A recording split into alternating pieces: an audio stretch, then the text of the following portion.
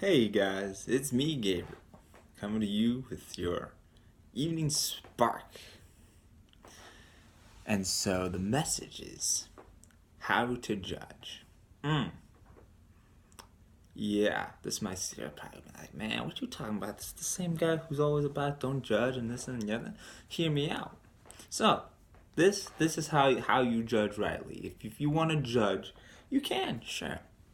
But you gotta there's some criteria you gotta make sure you follow. It's not too difficult, I suppose.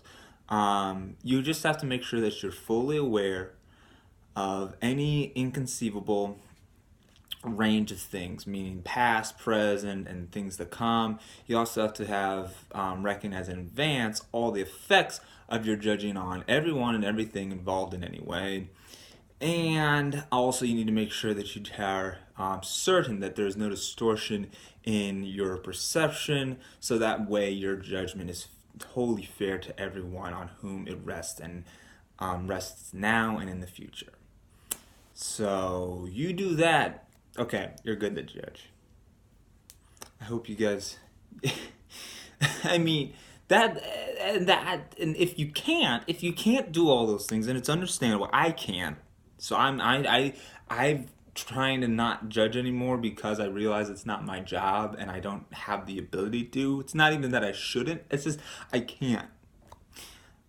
So if you can't do those things, there's something even easier than all of that, and it is the one judgment we actually can have that there is for us is that God's Son is guiltless and sin does not exist.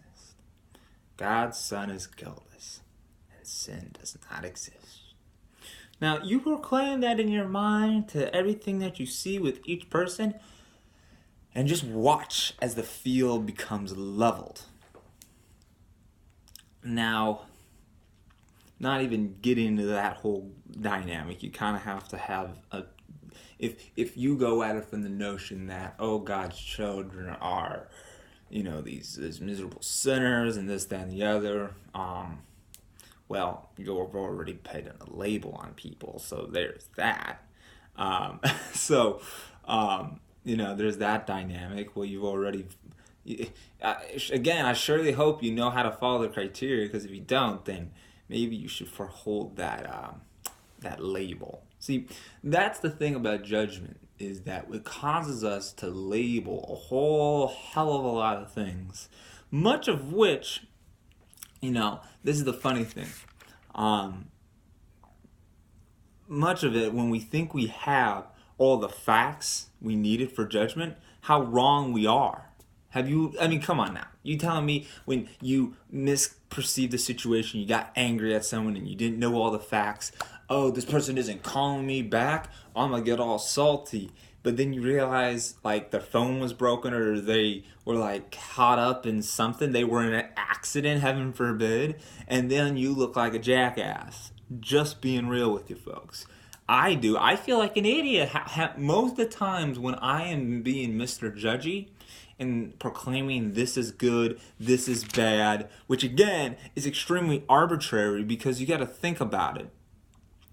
Because what you think is good, another doesn't. And what you think is bad, another may think is good. And then there's times where that same person, you yourself, may actually deem what is good then suddenly bad, for the same action. And so, and then more, and to compound that even more, the people we often look up to, we may disagree with them then and say then, oh, now they have bad judgment, oh, they have good judgment.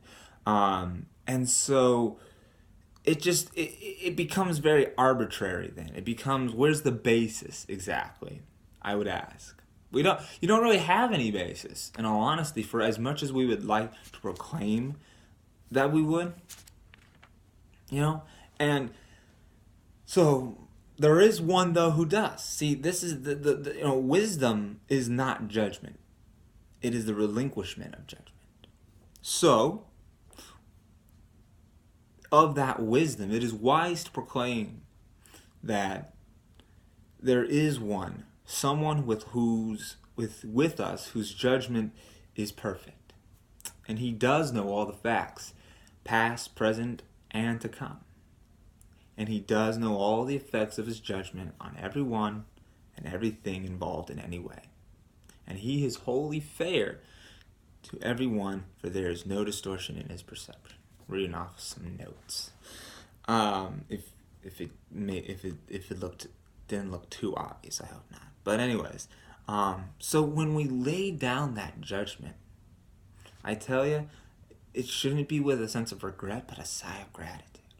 It's like now you're free of this burden that before, when you have it, it's like you feel like there's this huge burden that you can't even walk past. You can't really even walk. You're staggering. You're struggling to get up. And so, yeah, man, the world becomes such a greater and happier place.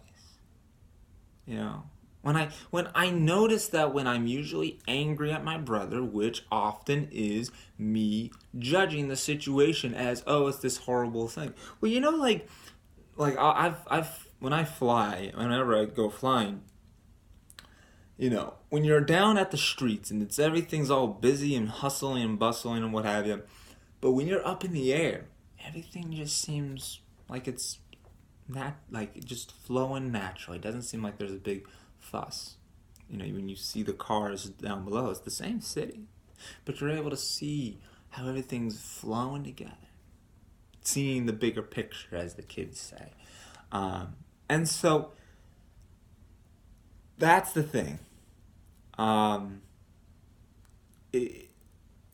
You realize when you open your mind and you expand your horizons that things are okay.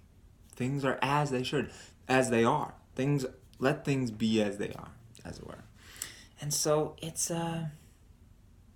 yeah, it's real cool, people. It's real chill. Let's see. So yeah, so I would say that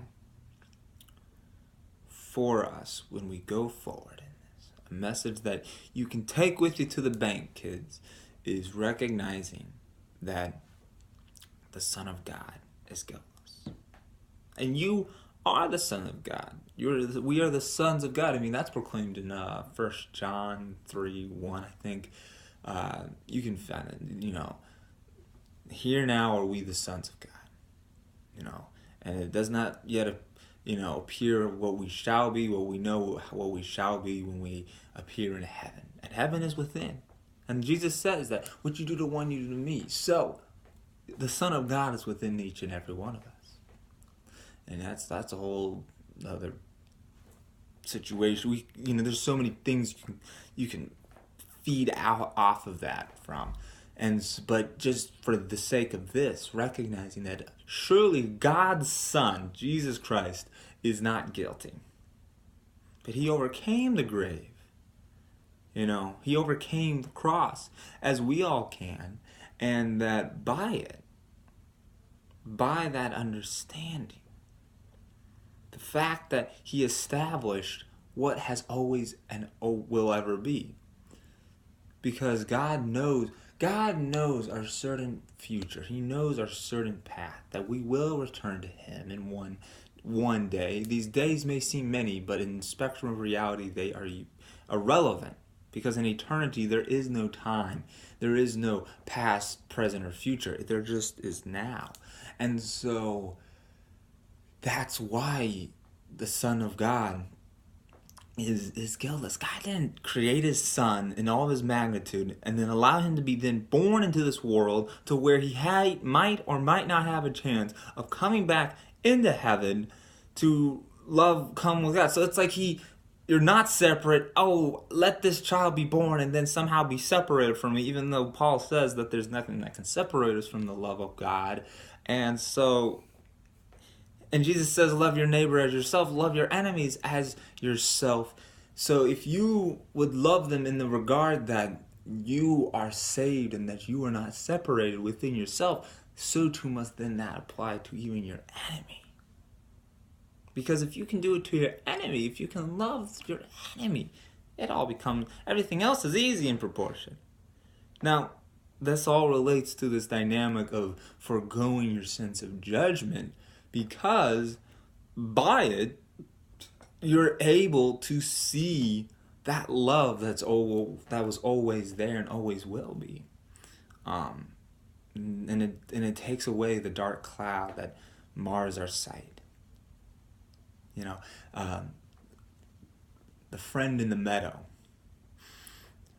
This is a nod to someone who we won't name at the moment, but she knows who she is. She'll have to look up what her name means.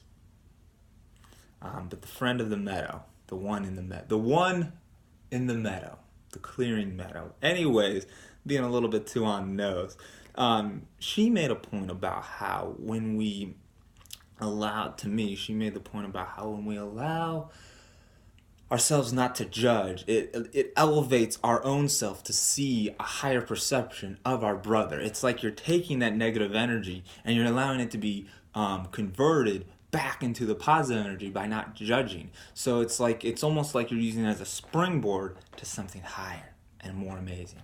And that is really a beautiful lesson. And it's really cool. And it gives me a strength to not, when your brother seems to be railing on you and acting in a way that you feel he shouldn't, it allows us to have a strength and a courage without feeling the need to bring them down on our level, but rather rising ours by being able to even take their negative energy and help it raise us up, but not to leave them behind. But then from that elevated state of understanding, we can extend our hand and help bring him up with us. And that is the power of non-judgment. So, boom, there it is. I've been talking for a hot minute. This is quite the spark. We're getting real warmed up here. I hope you had a beautiful night and still do. And I will surely talk to you guys later. For we at the Wolfpack, we wish you well and Godspeed. Peace, friends.